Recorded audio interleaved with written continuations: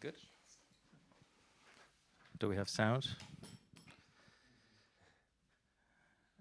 All right. Welcome, everybody. We are now at Villa Eläintarha in Helsinki in the company of Stephen Kurtz from Critical Art Ensemble and a group of colleagues interested in his latest book, or Critical Art Ensemble's book on Autonomedia. This will be streamed live, so if there's anybody who has any questions, I will pass on the mic, but the only Steve and me and the sofa, we will be on the video. This will be also distributed later as a video, so if anybody misses the stream, it will be available also later. Steve joined us a few days ago. We had a very interesting afternoon at the closure of the Helsinki Biennial, talking about art practice in relation to ecological change. Today we have an equally serious topic and a crisis, but that of the political system in the United States, which unfortunately affects us all. But without further ado, I'll pass on the mic to Steve, who will go through some of the main points of the book. Thank you, Tapio, for that nice introduction, and thank you all for coming, especially at this time and right now. It's glad to have you all here, especially because everyone normally just, well, I can watch it any time I want, right? That old habit, as I suppose, with us all. And I wouldn't expect today to be any different, but apparently for a few of you it is. And so thanks very much for making that extra effort to get here today and that we can have a live conversation and then let it drift when the cameras are off, which are often the even better conversations that you get to have when the pressure of recording isn't upon us all, especially these days. So what I wanted to talk about briefly, so that we could move on to perhaps more exciting times, is to just hit some of the fundamentals of the book, because I think one of the reasons it's good to come over and to be here in Helsinki to talk about it, as well as it might be to speak about it in New York City, is as a general case study, as we look at the West, the problem has numerous kinds of variations, but the problem seems to be everywhere, at least this political one. And that is, what are we going to do about the rise of fascism and various other types of authoritarianism that seem to be tearing through the West at a tremendous velocity? And with the recent turn of the United States, that seems to have only increased that factor in a much surprising and difficult, horrible way. But I want to talk about today one of the crises that I think gets very much ignored, right? Because I count 4 at this point. I'm sure all of you can probably throw in another one if we sat here and reflected on it long enough. But the 4 big ones that I think of right now, the main one being global economic inequality. And if those of you who were at the last event heard me speak a little bit of this already, that this is what I think is really driving the rise of fascism. The amount of desperation that is being created every day on an economic level. And there seems to be nothing that we can do about it. That there are certain classes of people, certain oligarchies that really have the situation tied down. And so it's not just the one that we have constantly had to face of the billion-plus people who are trying to live on 2 euros a day, automatically impossible. They're ready. They're kind of ready for any option that goes their way that might give them chance out of the position that they're in. But now deep into the Western world, where depending again on the country. In the United States, it's getting pretty high. It's getting to 50%, perhaps 50% plus, of people who at least feel, and maybe really cannot, afford a decent sense of living. And that is what's getting the authoritarians over the top. But their base, and this is the second crisis that I want to talk about today, the real base in the US, and it's spreading throughout the world.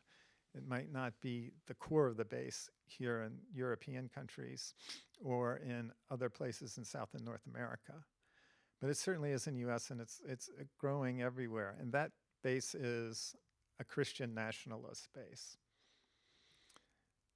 That's who's really knows how to follow the orders, and it's kind of just built right in to the structure of that institution, to follow without questioning.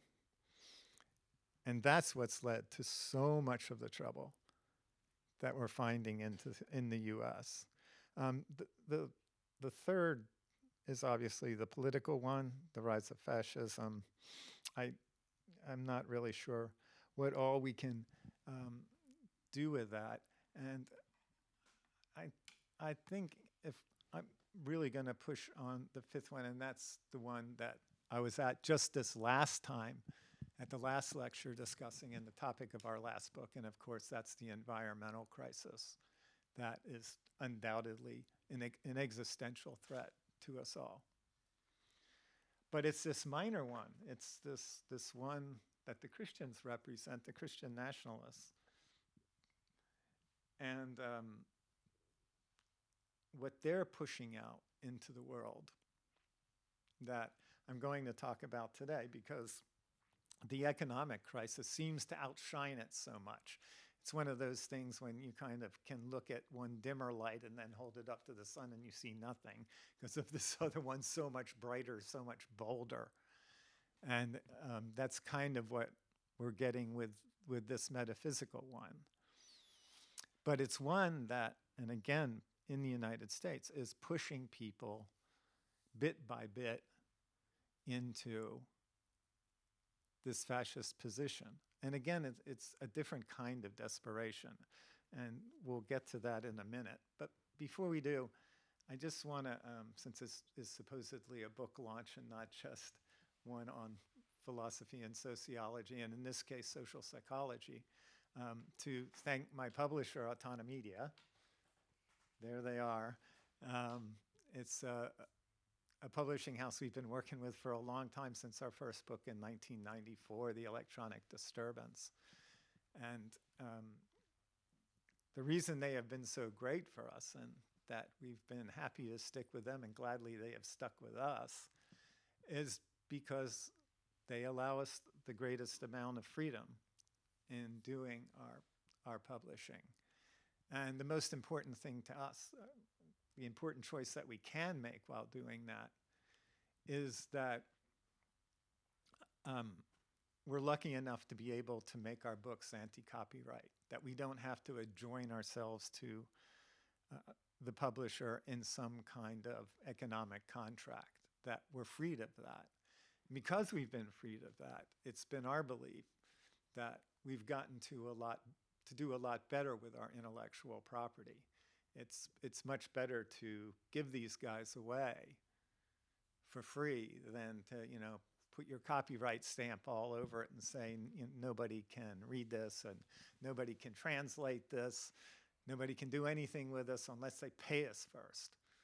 And I suppose in a local sense that might be a strategy, but what we found in the global sense, and Autonomedia agrees, is if you just leave it free and open to the public, it's going to create far more opportunities that will help you along than if you try to hold it back and charge people a lot of money for something.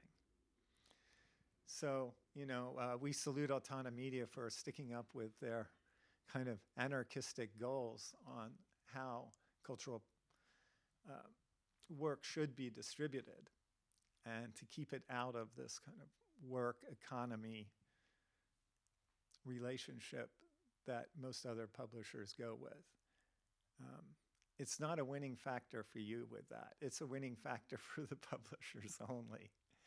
So salute to Jim Fleming, who's been the leader of this publishing collective for so long, and all he's done for all the other folks that he's published as well.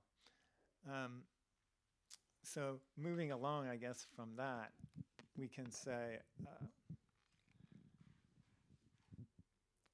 a few things about the book, and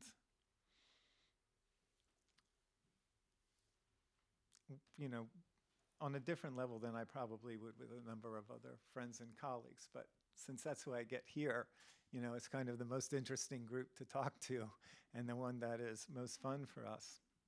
And with that, I'm going to go back to this question of the metaphysical crisis again. And to us, it really seems to be about unreality and how we got that.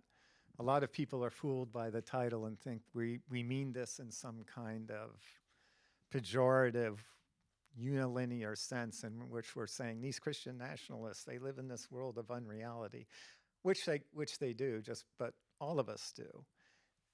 And unreality doesn't have to be this negative pejorative term.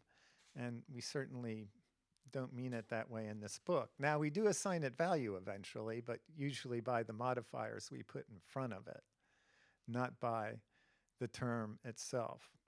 And where we came across this, and why this idea started getting to us, was because most of us have spent decades around the university. And in so doing, we saw lots of folks that are very much caught up in what I would call a neoliberal epistemology, in which you only see things through a quantitative lens, you only see things through outer experience, and you only see things of that outer experience that is replicatable and that other people share through experience. This is what we began to doubt, because the more people we started meeting that supposedly that's how they work, it's actually not. Is in the daytime, sure, they would follow the rules of the institution and to keep the eye rolls away all the way to maybe getting fired. They would go along with this epistemology that experience itself is only this very, very narrow thing that we can talk about and come to know in some way. And yet they're going home at night and they're looking at astrology books and they're reading cards and conjuring ghosts. And I mean, it's almost, think about almost any kind of unusual or non-replicable experience that you've had, but has had a profound effect on you all the same. And for lots of people, they're stacking up overnight and overnight and overnight. And normally, certainly kind of the leftist secularists wouldn't worry about this because it's primarily an individualized problem. But it's stacked up now, particularly in the US, it's stacked up to such a level that it's now a social current. It's not just a problem of individual alienation, but a much grander form of alienation in which it has a causal effect on the material world and it has a causal effect on social relations. So that's what brought this to us. And the more we began looking into that, the more we began to see that it actually had a connection to the Christian nationalists and how they were doing their recruiting, particularly among the most desperate of those who are trying to explain these experiences that are so profound to them, yet at the same time, they just get laughed at for them. And that it's held out of what they see in their everyday life. So we started asking about that. And the scary thing about authoritarianism, when it comes to this particular topic, is they always will say, sure, we have a place for you to put those things. Those odd experiences, those things that happen out there on the margins of your existence, those that happen in your head that other people can't share, that are your experiences and your experiences alone, we have a place for you to put them, and we can explain them all. And so maybe the fact is, you might want to join us instead of this other way where you're just laughed at for these elements of your life that you have to either, one, keep quietly or be disciplined in some way for bringing them out into the open. It's so you can see how this is one of these sidelines, because it's like this secret crisis that no one wants to talk about, that don't understand that they share it. It's something, you know, akin, though less materially so, that we can think about consciousness-raising groups among women in the early 60s. And it's like, you hate housework too? I fucking hate housework. You know, this discovery in the conscious group that they aren't crazy, that what they were thinking wasn't loopy, that this experience that they were having of a dislike with their relationship to the materiality that surrounded them, that it wasn't what they wanted, and they thought everybody else did, and that they were doing it perfect, and they were weirdos for not liking it. We're kind of in that same kind of position now with our metaphysical relationships, if such a things exist. Maybe they do, maybe they don't. Maybe we need to just leave them as a mystery and move on from there.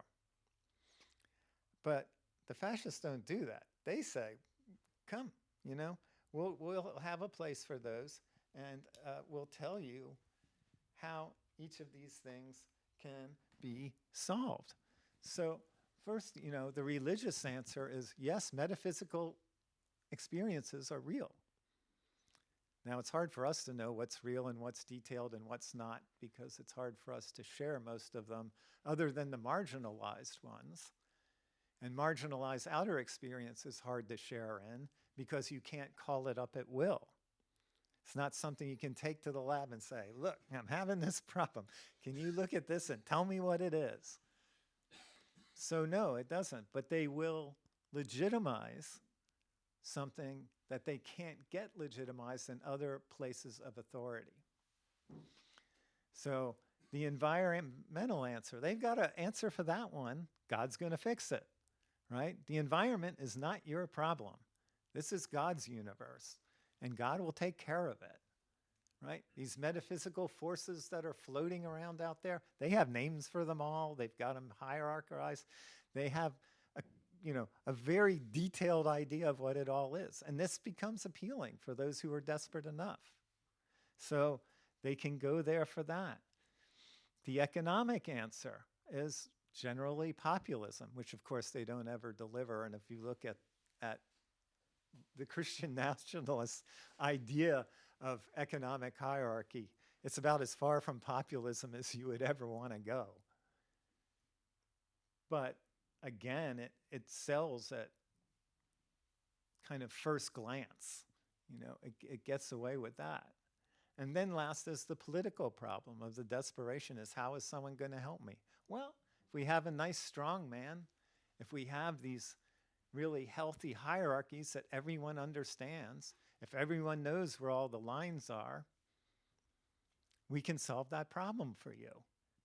Now again, this is of course a giant fib, because we know wherever these hard lines, they're moving away from that as possible. And in the US, you know, I can even say I'm one of the early experimenters where they went from having quite bright lines of, when you cross this line, you've broken the law, you know, now you know when you're going to get into trouble, to something like mine, where they said, we can really do this in an arbitrary kind of way.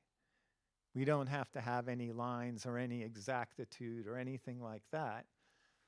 And in fact, we found that people will find it scarier and will get in the line quicker if we make it all arbitrary.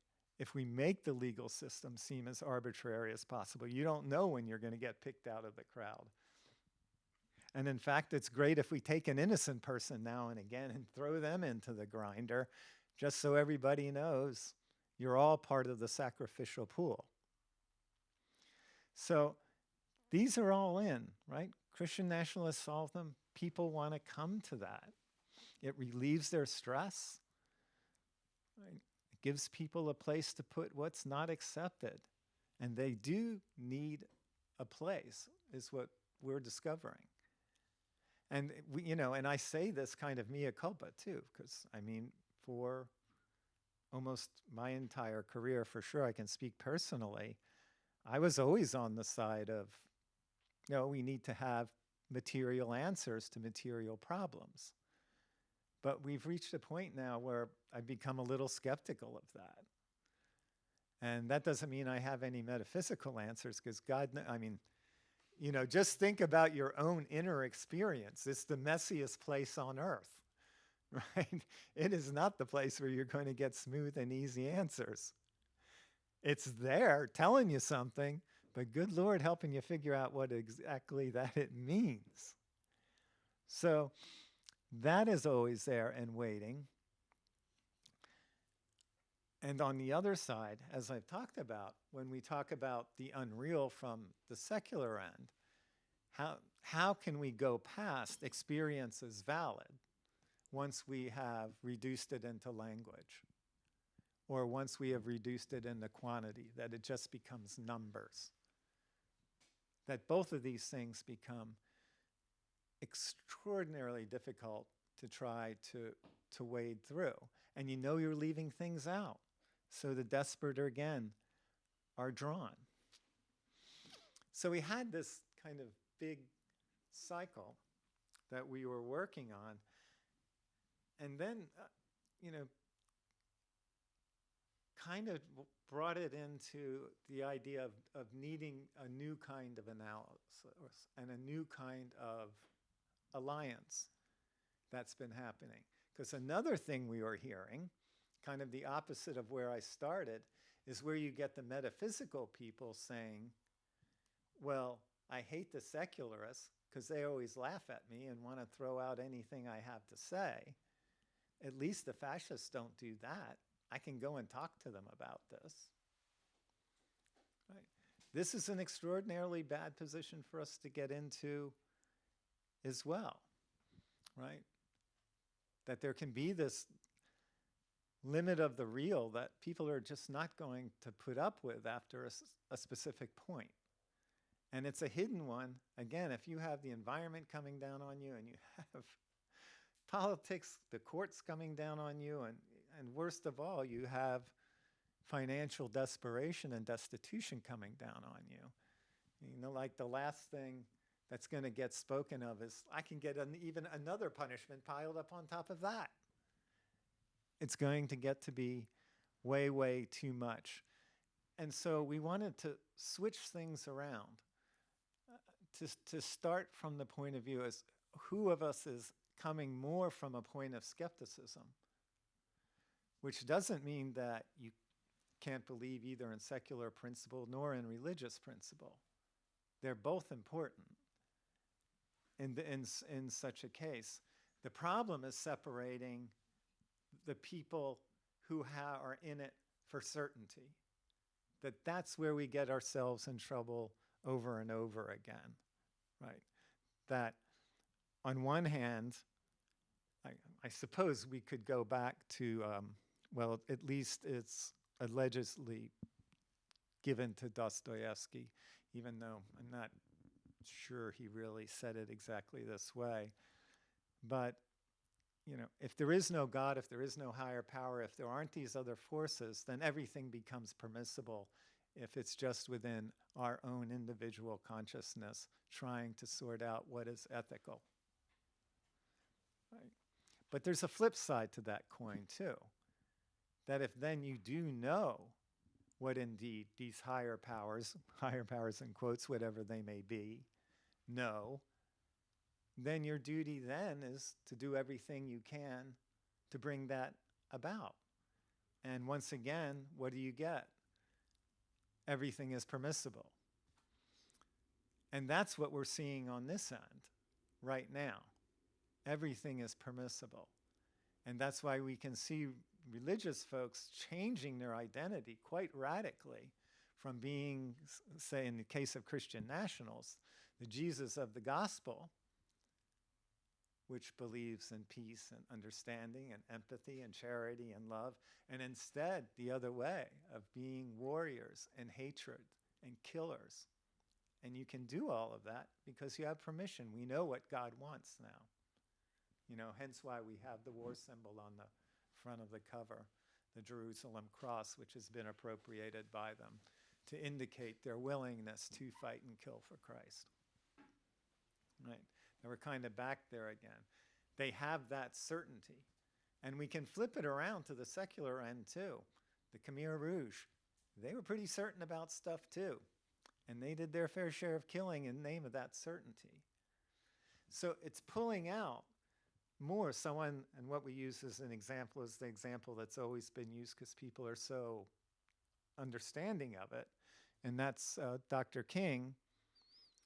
He says a lot of stuff of things that should be done, and the arc of history is going to bend toward the just.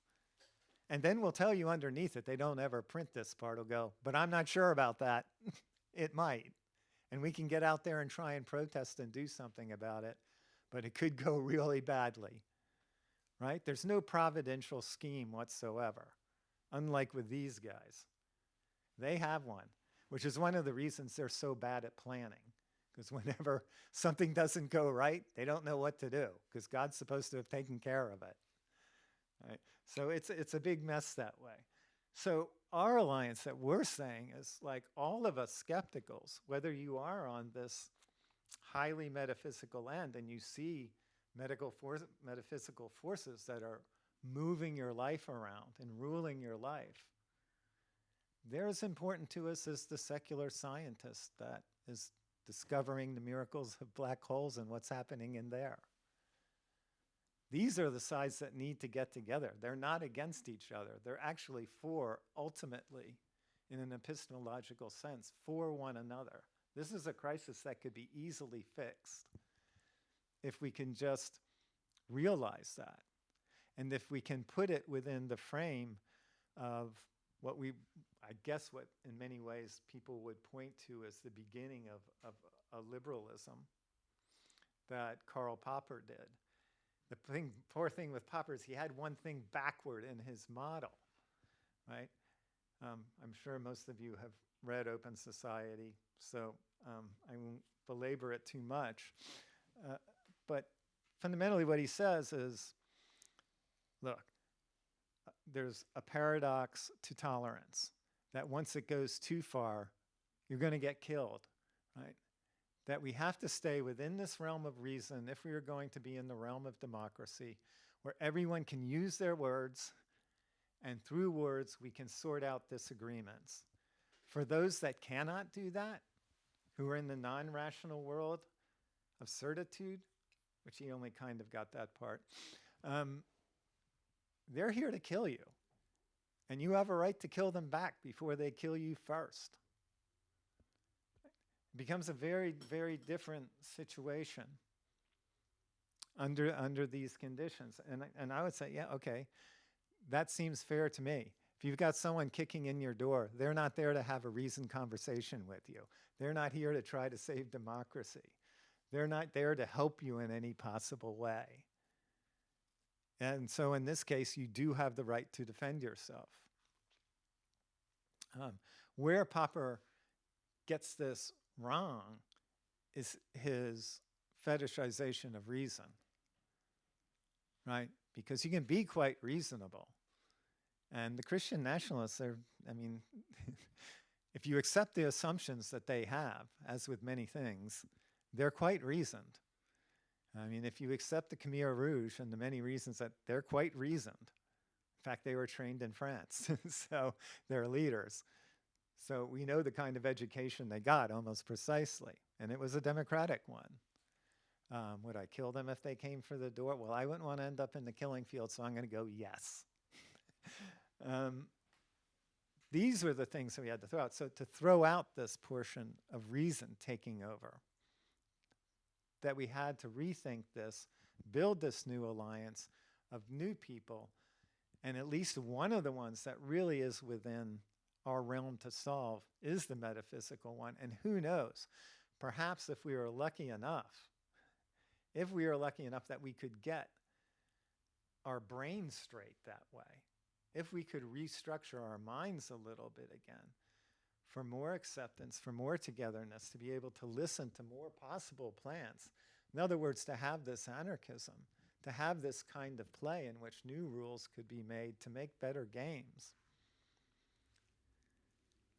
Maybe, and this is a long shot, I know, but maybe you could also fix the economic problem. There's enough wealth here to do that. There is enough abundance still to do that. But until we take care of a couple of these other things, what is going on now, and this complete unfairness, it's going to continue onward. But if we could fix those two, then we fix the political problem, and then once we fix the political problem, we can get to the economic problem. Because right now, the economic problem is a million miles away. To anyone who's desperate, who's economically desperate, or anyone who steps outside and looks at looks nice out there to me. You know, I don't see any existential threat out there. They're going to be taking care of their families first. They're going to be taking care of themselves first. But if we can move these ... and I think the metaphysical problem gives us a place to start. Perhaps that's a roadway, perhaps that's a path to something different. So with that, we're going to turn it back over to Tapio, see what he has to say about all this. Well, I wish I could do that. Thank you so much.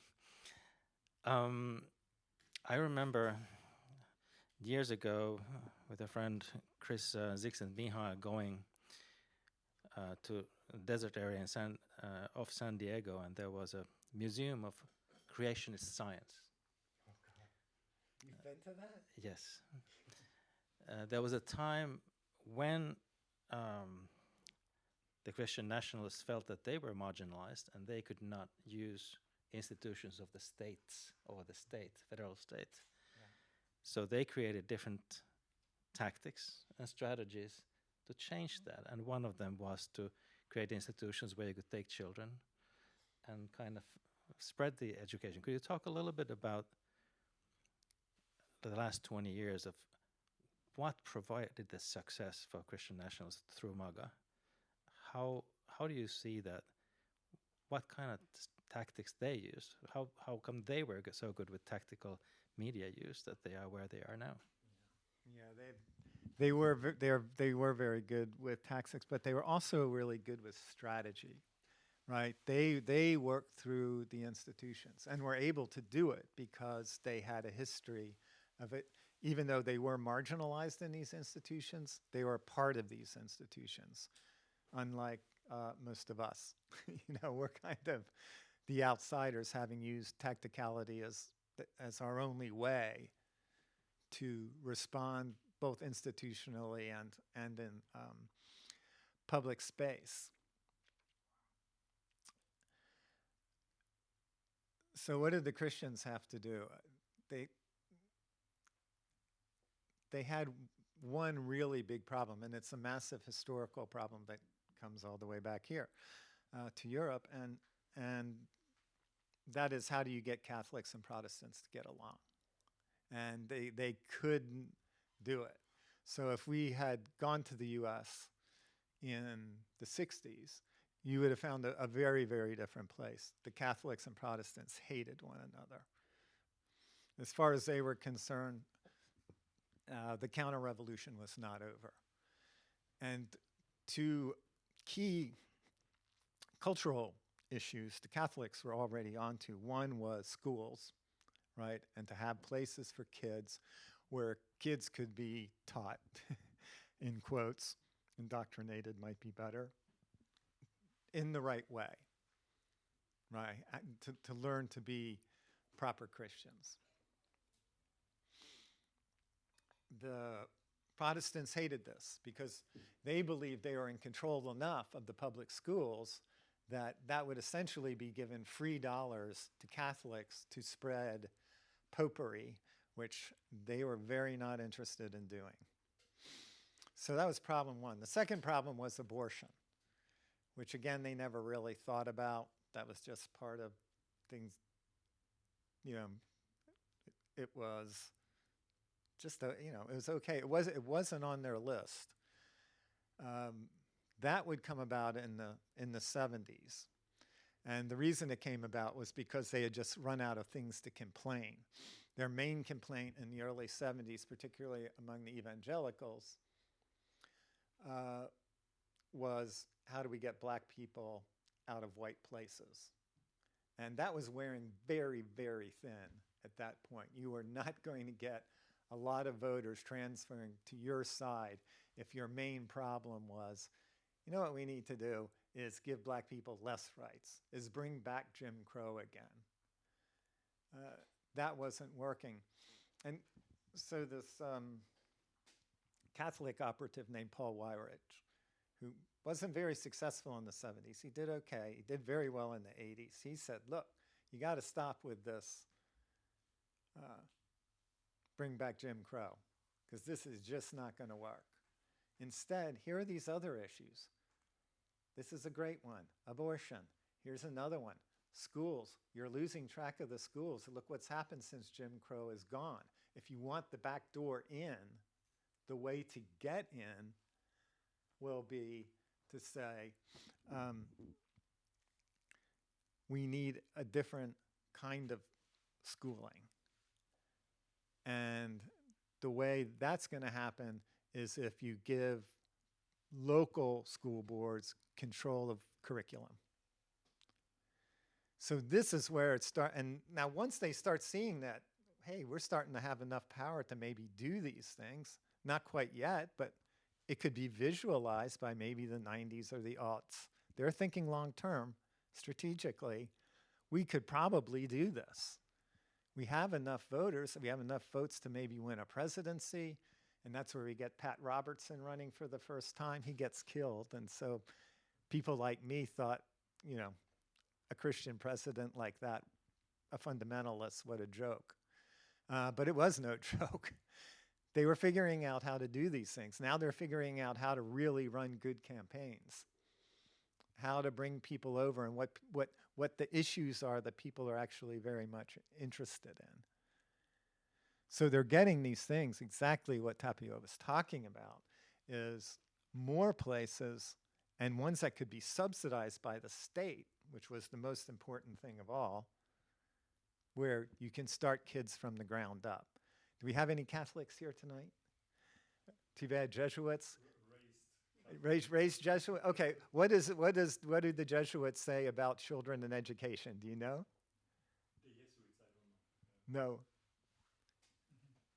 No. Oh, we need he said, you don't have to pass it. He said, I don't know. But it's give them to me until they're 12 and they're mine for life. And so that was why they had such a strong idea about this issue, about how we needed to start them stronger, and why schools needed to start earlier under a religious domain. So, yeah. Happened to listen to BBC interviewing supporters of Kirk who had been killed prior, and they were discussing whether it was right to fire critics from their jobs in the US.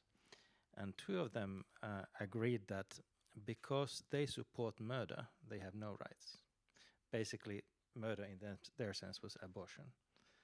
So the reasoning with these young voices was that, okay, the rights are stripped if you support something that they don't believe in. So that was quite stark, and they were young women in their 20s. Right now, perhaps if there were any questions or comments from this live audience here, then there's a microphone that I could pass to you there. It should be on. For me, this sounds really very interesting. It doesn't work, probably, I don't know. Okay. So the question that rises to me, maybe you explain a little bit more so that I understand it better. How does this, like, tolerance of or accepting or somehow living with this metaphysical side relate to a critical thinking? You know, when I just say I don't believe you, so because this is like, so how can we at some point get into this conversation so that it is not about, no, I don't know, maybe this is the question. Well, yeah, you're always asking the tough one, because I mean a lot of these things are pretty unbelievable that folks come up with and say that they've experienced. So, you know, I certainly sympathize with what you're saying, but what we have to hope for, and I think this is very much a part of anarchist epistemology, is that no matter what, when we hear these things, we're hearing something that is bringing us more and more contrast to our own ideas, which in turn is going to have to help us. I mean, if you're stopping at I don't believe you, you're probably in the certitude realm. But if you're not, you're going to think, okay, well, what do I have to say to sharpen my argument against this? And in doing this process, my own consciousness gets richer and richer, because I keep having these new and more alternatives to think about as I go through this problem, or try to explain what, as we talked about, what these very messy experiences that go on in our brains are, but they're happening. And that kind of curiosity, I'm hoping, comes along with the skeptical position. And so that you wouldn't stop it. I mean, I know I don't. I mean, I find it fascinating and go and talk to the seance people and hear what they think is going on. I mean, I don't believe it necessarily. In fact, almost in every case, I don't believe it. But it's still interesting for me to listen to. I mean, I'm still willing to entertain it as a possibility, instead of just saying, you're a heretic or an apostate or, you know, an infidel to the jail with you. You know, I'm pretty far from that. And I do think that as people go on with that and have more discussions, especially critical discussions, though it may not be that, it may be non-rational discussions of, you know, let's see where other forms of thinking take us, and if we find anything interesting happening there. And as that occurs, I mean, I think it's something that's only good for the mind, that it truly helps to make life better. And so that's why I don't think that those that get into the alliance of kind of the skeptics all around don't just go, I don't believe it. Because, I mean, that's, as Tapio just brought up, Charlie Kirk, what does he have around his tent? Prove it to me, right? He's starting with, I don't believe a word you say. But, okay, if you think you can, and no one ever can prove it, because he's a good enough, or he was, a good enough rhetorician that he could make those statements that, you know, can't be disproven, right? He was like, it was very much like Socrates going, I teach these dang kids the dialectic, and they go running around the Lyceum bothering everybody and telling them why they're wrong, right? You know, we got to be going the other way with that. The same thing he was frustrated at there that we find in the dialogues. It's the same, I think the same situation in the case you're envisioning, and I certainly see that experience going on every day.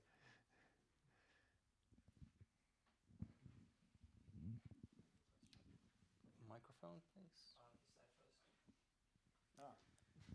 Andy. Hi. Yeah, I would like to return maybe more to the everyday, or today, the political situation. So we see both in Europe, in the UK, and in the USA, so-called good, rational, ordinary people, so like joining these movements. Like recently in the UK now, I don't know if you've seen, there's this sort of flag flying thing going on, people raising St. George's Cross, Union Jacks, and many of these people, I'm just patriotic. You know. Or and the same with people who are supporting Trump in the election, like, well, you know, I like his economics or something, you know, and they're sort of able to shut out huge parts of the agenda. So I was wondering if you have opinions about that process. How do people who are supposedly good, nice, ordinary people actually deal with this in their like minds? What is going on there that they can make this bargain, this deal? Because it is like a deal with the devil. Yeah, this is where, you know, we have to move what is short term to what is long term. Because most of the people that are feeling that way, I can only speak for the U.S. on this one because I don't know enough about England. I know their protest tactics and, you know, things like that. But if we can move it to a long-term discussion, I think they're going to switch back. You know, the people that think, well, Trump will get the grocery prices down, and even if he's lying to me, which he probably is, I think there's a huge percentage of them that will start from, and I'm pretty sure he's lying to me. I know the neoliberals are lying to me, and that's what the Democrats have come to represent, the party of the status quo. And they have 40 years of the neoliberals doing nothing for them but making them poorer. So they know what they're getting from that. But now what are they finding out? They're finding out Trump did lie to them. Grocery prices are going up like crazy. And all the things they want to make affordable, mostly food and energy, they're not becoming affordable. They're becoming less affordable. And and it's not just gas, it's electricity too. You know, the sellout to all of the technocrats, I mean, what has that done? Created server farms everywhere, usually in the poorest places where they can't afford their electric bill as it is. And now that that these farms are in there, you know, the bills are off the charts. And so more and more people of those who have the kind of rational way that they're trying to move through their life, or what we call it in the book, pragmatics, you know, because one thing I don't want to say or come off as saying is that kind of all ways of understanding the world are equal. You know, that I don't think some are better than others. I think some have much more explanatory value than others. That they're getting to that. They're getting to that place where they're getting enough demonstration, material demonstration, that the symbolic order and the material order are coming into such contradiction that the next election there's going to be a lot of confusion. I don't know who's going to win it, but well, there's that too. Are you betting on that one? Yeah, I don't know for sure there will be a next election. I suspect there will be. And I suspect there'll be one after that, but it'll be, you know, like in Russia. There's elections there, but they're not really elections. So we'll be having those. We'll be having the authoritarian election where there's an outside possibility. But we'll have to see how bad Trump makes it. And if he continues with things like the police being on the street everywhere, that's going to make things worse. And so the more info that comes into that, the more likely they're going to be open to discussions with the right rhetoric. And this is, you know, another thing that the Democrats are exceptionally poor at, is how to explain anything. They can make the simplest concept into some difficult bar and pie graph that makes no sense, that has a bunch of words that ultimately mean nothing, and that tend to circle back on itself for even lesser meaning. So I'm actually hopeful there that we will be able to get them back. But remember, with if you have a strong base of 30%, that is hard to overcome. That's going to vote for you no matter what. And if you have the Supreme Court also on your side, that's going to say you're above the law, bribes are legal. I mean, they're just going through one thing after another to make sure there's not another election. Yeah, it's going to be a very tough race, and we're going to see a lot more of authoritarianism, I think, in all the democratic countries rather than less of it for quite a while.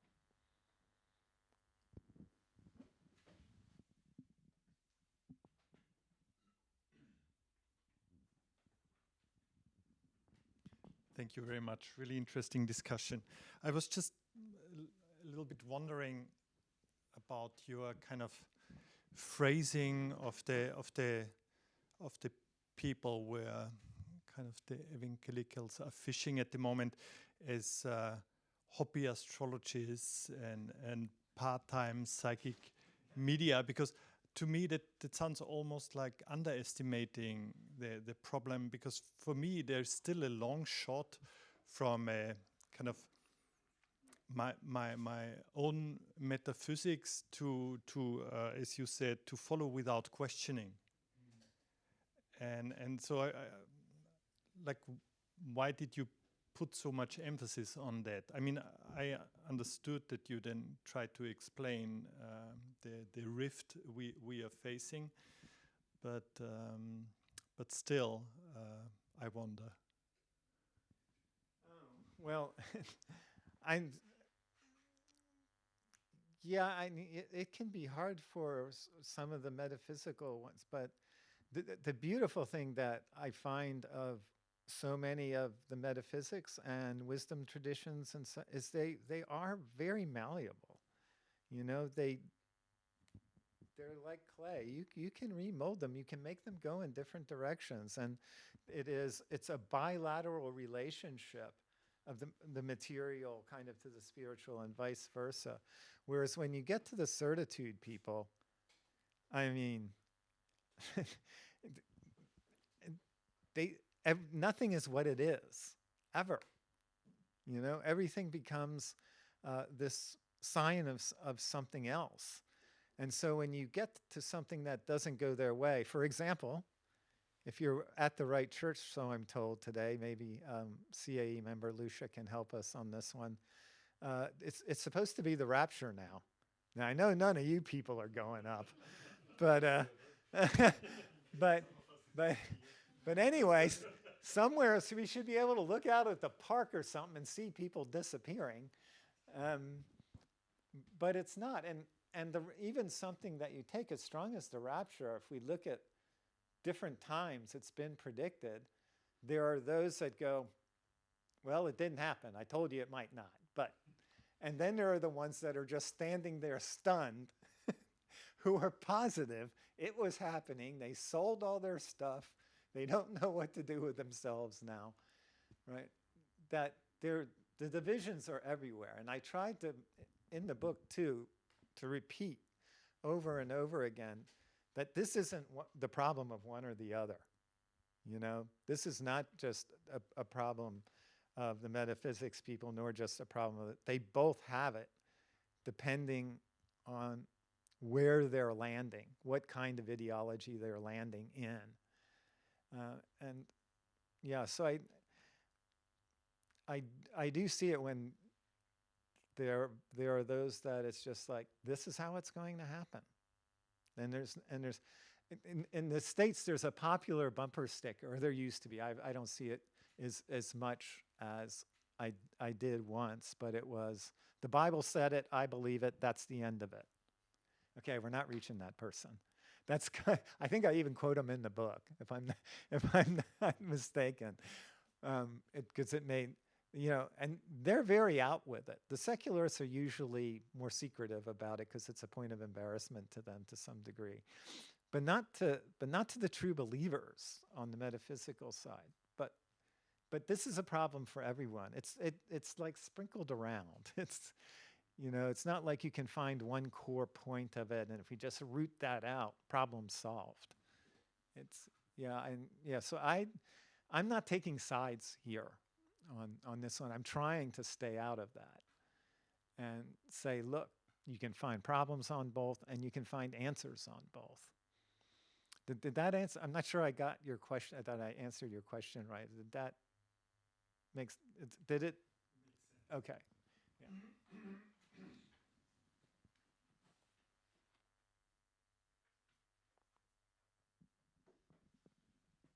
Since this is an audience of a lot of artists, I was just wondering if you wanted to touch on some of the more concrete ideas that you talk about in the book about new alliances that could possibly be created between, you know, artists, scientists, religious people who are anti-fascist. I mean, there actually are evangelicals in the United States who are not MAGA, who are, you know, not anti-fascist. Yes. Hard to believe, but just, I don't know if you wanted to just touch on that a little bit. Well, we can. There were some things stuff that's more very particular to the U.S. I was leaving out. Like I said, to try stay more in a general history so it becomes somewhat applicable on all sides. But it is a good point of trying to think through who's out there. And there is definitely a demographic of evangelicals and Christians in general and religious studies people who are out ahead of the curve, who actually, because they speak Christian very well. And this is one of our problems is, you know, like I had to learn Christian. And I feel like someone that's just barely learned a language and you can kind of speak it, but not very well. And that's where I am on it. So I had to begin looking into these other demographics of people who do have very profound understanding of sacred texts and understanding how they read it, interpret them, because it's almost like a code between the folks. And it's a way of them knowing who belongs here and who doesn't. And it also helps them to know who they think heretics and apostates are. And if there's one thing they hate more than an infidel, that is the true believers, that is. And that is someone they think that has said what they're doing is a mistake and left, or has such a strange interpretation that they're mad about it. So what that's done is it's brought them to believe they know who the first to go is, and it's them, right? It's all of these folks that are not a part of the strict evangelical creed, right? It's for those who are not doing the new apostolic relationships with God and church and so on, and they're scared because they know how bad it's going to be, which pushes them forward. So it makes them a very good alliance point, and they're smart too, right? They're college educated, and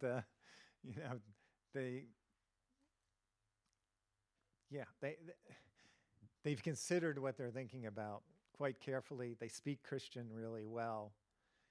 And yeah, I see them as one of the most important for folks like us to have new alliances with, particularly those that are institutionalized in some ways. It's harder with the more culty ones. And this kind of gets back to the strategic versus tactical, right? Like some of the ideas you have in the book would require commitments of time, right? To start to kind of maybe even infiltrate and disrupt some of the alliances between the Catholics and the evangelicals. And I mean, I don't know if you want to talk Well, about that or it's- leave it secret. People have to Well, buy yeah, the people book. can just read the book on that one. But that is the best strategic way is, while they tend to show, like New Apostolic Reform, they tend to show a lot of strength and that their land resources and militia resources are strong and you don't want to mess with them. On the inside, they're actually very paranoid folks. And they break apart very easily. They do not trust one another. They always think something's up. This is part of because of their prosecution complex that seems to go with Christianity. They always think, and it's on the inside too. So if you could speak Christianity well enough and you know how to deal with them and get inside, it would really not be difficult to inflame them and to trigger all kinds of paranoid relationships that could set them back quite a bit. The difficulty is that's not an easy task. It's really hard to do.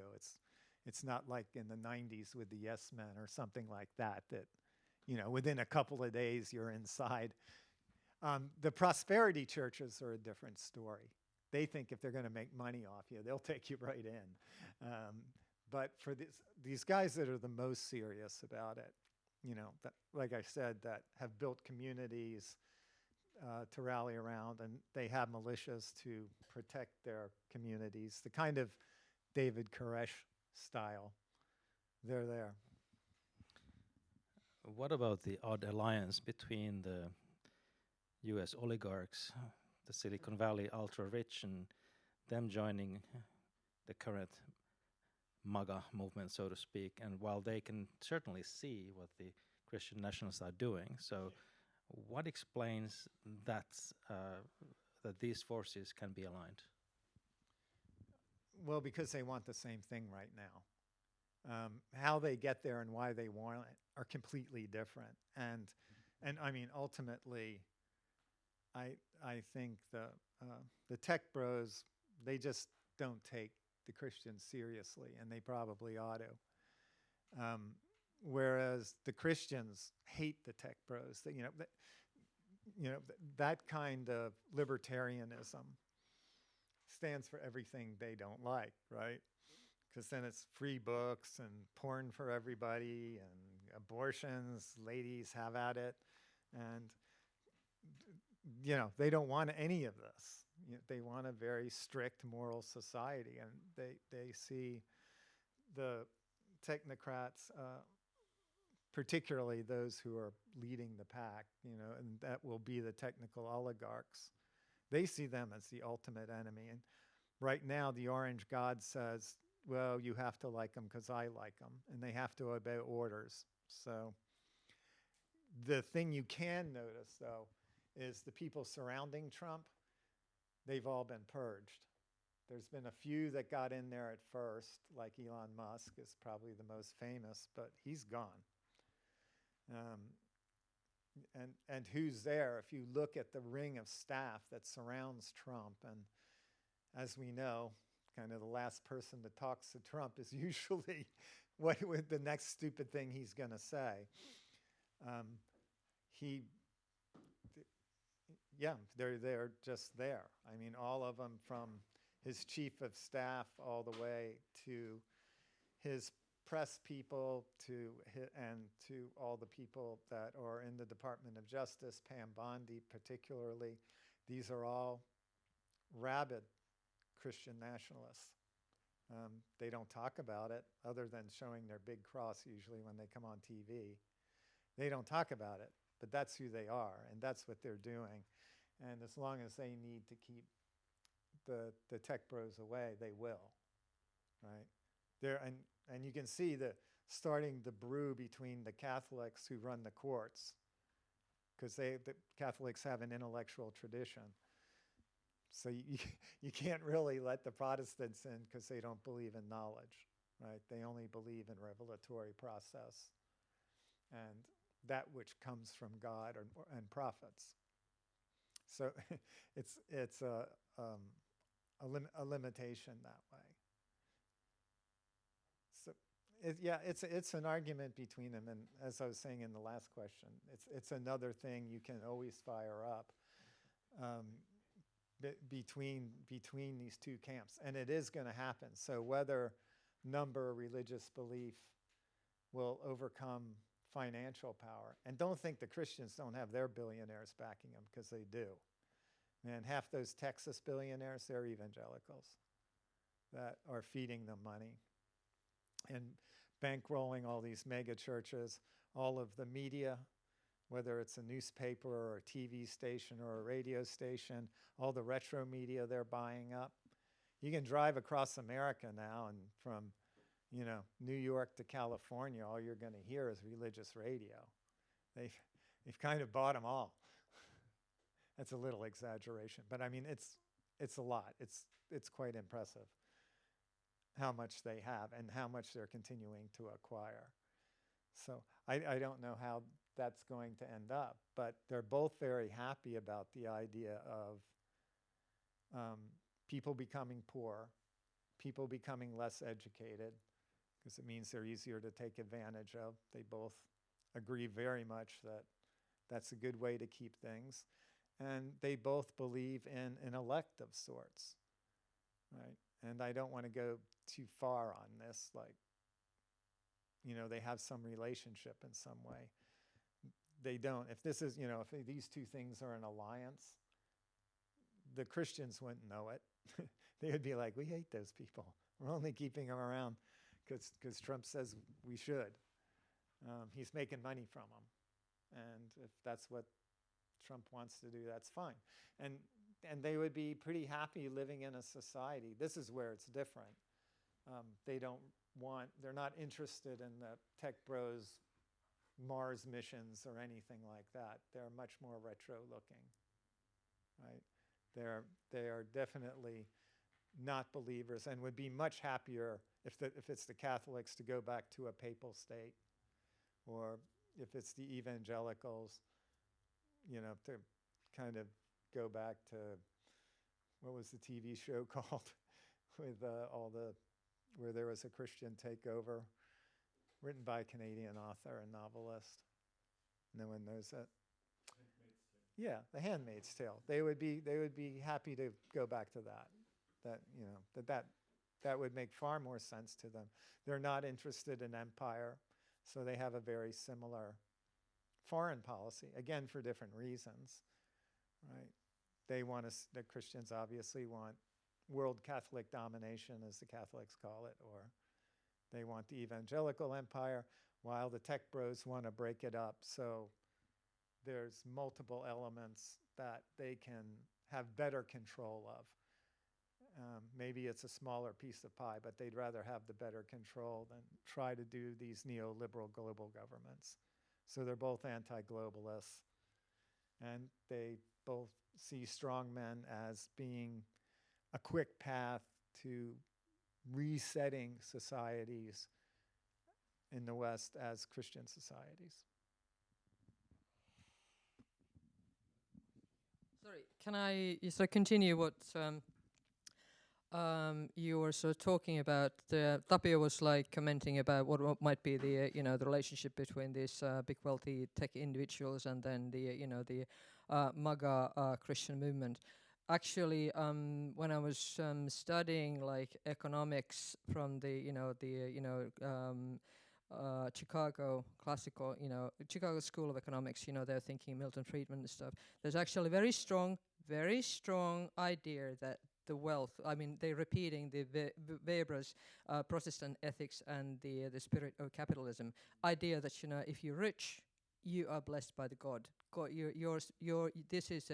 Your material wealth on this world is a kind of a sign that the God has reserved a place to you next to those limited places.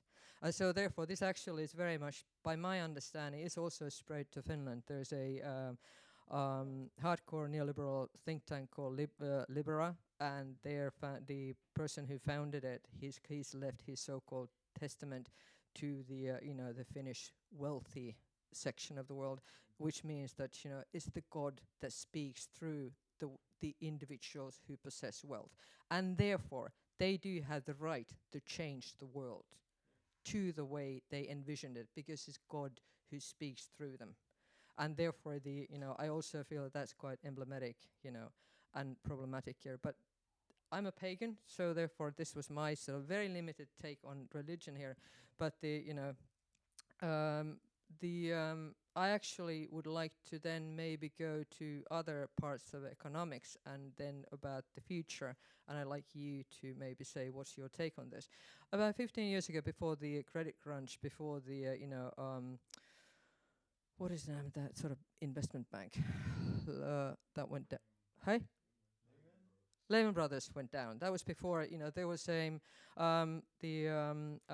OECD had some gathering also with the financial brokers and real estate people, and they basically said that globalism has gone too far. Globalization is too far in the sense that when the division of the wealth is becoming too widely spread, and the poor get really poor. They lose their jobs on local, national states, and then the big wealthy, corporate owners, they get more and more wealthy. This will be causing a real unrest in the world, and so therefore they were demanding, even though they are the ones who are profiting from the globalization. They were stating that please, national governments do set some laws which would in a way protect the jobs in your local national countries, so that the unrest would not spread. And this was over 15 years ago. And this is what we are now seeing, like materializing big time. Okay, so that was like my statement. I think we all agree with this. But the less than 10 years ago, I was reading about the Finnish parliamentary so-called department, committee or board of future thinking. They were saying that, well, in, let's say, 2050, 2060, we will be living in the world which is, there are so many poor people, so it's ravaging with war, there are so many refugees, horrible diseases going on. So how do we Finns survive as winners on this total catastrophe? And we just need to be so clever with tech. This was the answer to this. We just need to compete harder and harder to be more innovative and creative. So we're somehow able to keep the borders closed and protect our own nation, and then still be, even though we're in the midst of the war and chaos, refugees all over, and unsolvable problems, lacking oxygen, food, but we still have to try to be winners. And tech would be the answer. So how you... Huh? What was this source? This is the Finnish parliament. This is the Finnish parliament. There is a board, tulevaisuusvaliokunta. It's the sort of a board of selected from various parties, the future think tank within the Finnish parliament. And this was about 10 years ago. And it's very interesting stuff what they're coming up with, but total horror story, you know? And I'd like to hear what you actually think about. Now, sorry that I'm flipping off from the metaphysics. Oh, no, this is part of there's an appendix in the book just to address the kind of the tech bro dilemma and that particular contradiction and what they're thinking, just to remind everyone, because they are such significant players in this. Now, obviously, as you were stating, they fit much more into the first crisis of why is everyone getting so poor and rich getting so rich than into the metaphysical one. But they are part of this whole chain, right? There's no casting them out of this at all. Well, first, what are the tech bros good at? They're good at science fiction narratives, because that's what they read as kids, just list and why the Mars mission is so important to Musk. You read one science fiction book too many. So they always believe that in techno-solutionism. And, what a bankrupt philosophy, but it's their answer to everything. you know, if I kind of went down this same list that I did with you before, it's the same thing. What is their religious answer? Well, some techno wizard's going to come along and fix it. What is the economic answer? Techno. We're going to visit. Well, we were going to make something that's gonna either make so much money everyone can have some time off, like that's ever happened. We've been hearing that for the past 100 years, right? We'll make something so everyone gets time off, or we're going to make something that will solve the problem and give us abundance. And then you go, what about the environmental answer? Tech issue. I mean, it's just they have one answer for everything. All I can say is these people are so pampered, they need to get off their yachts for a minute, and they'll understand real quickly that desperate people aren't going to put up with the border. Yeah, there's no sealing off Finland or anywhere else once this really starts in a profound sense that you're describing it in 2050. It's just nuts. And their real plan is, if you read between the lines, that's one of the reasons they want them. They're just like, okay, we're done with this planet. Our solution to this is us rich people are getting off it. You know, and I suppose that comes from almost a lot of kind of the standard sci-fi people like Gibson or what it is. You know, we're going to be on islands up in the sky looking down on Earth while all the peasants fight it out. And that, you know, there'll be no more countries. But in the one reality of it is they are very interested in breaking up the world order. And that's one of the reasons I was saying they want a smaller order with better control rather than the extra profit. You know, that part I believe them on because they're already doing it. And yeah, as for the globalism part, there's a few varieties. There are some that have been very much like you, that have been, we can't keep this up. They've lit the torches. They're going to start lighting stuff on fire now. We're this close. We have got to start giving something back. And then there's the ones that they're stupid. We can just continue to fool them until we can get out of here. There's kind of that crowd. And then there are the people that believe their own bullshit. You know, that do believe that the techno solution is there for all of them, and they're smart enough to do it. So yeah, I agree with the position that you're taking and what they're doing there. But yeah, they do have a few different categories that are surprising. Either way, it's going to come out the same. I think, you know, I'm kind of with you on this. By the mid-century, if something drastic isn't done, yeah, there's Finland. Yeah, I know. We won't even be able to come to Finland.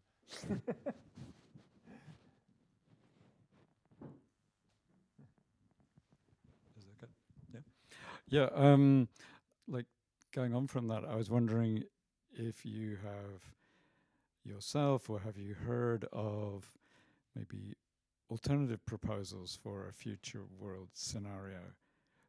Because obviously most of the people probably sitting in this room are like somewhat anti the current status quo. Of course. So we would like to have some change. But the changes that are being proposed are maybe not the ones we want.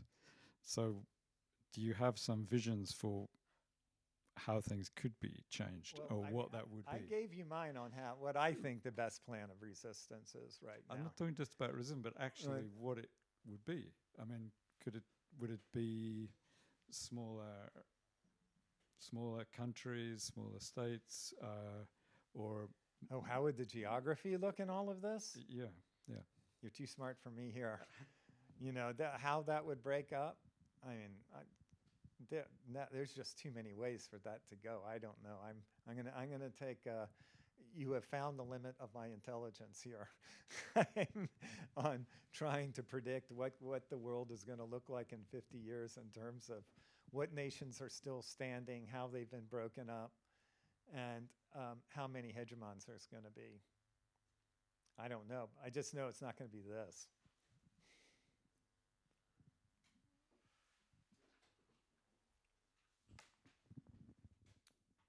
I think it's time to really thank everybody who came and thank Stephen for this talk and the book.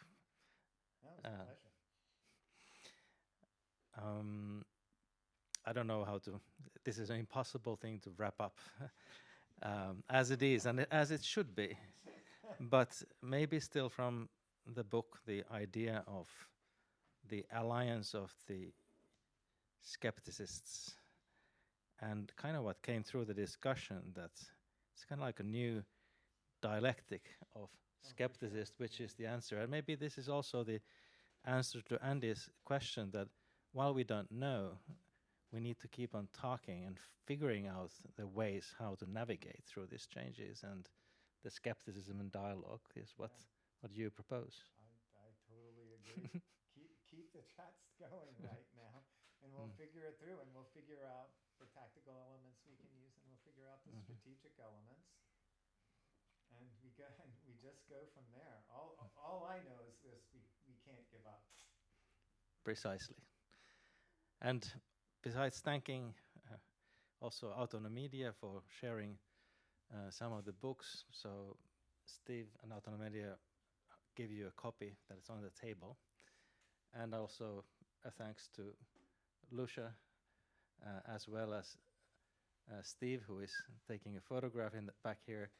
He's also the one who gave the layout and the visual look of the book, so congratulations on the fine job you all done. Thank you. And thanks. Until next time.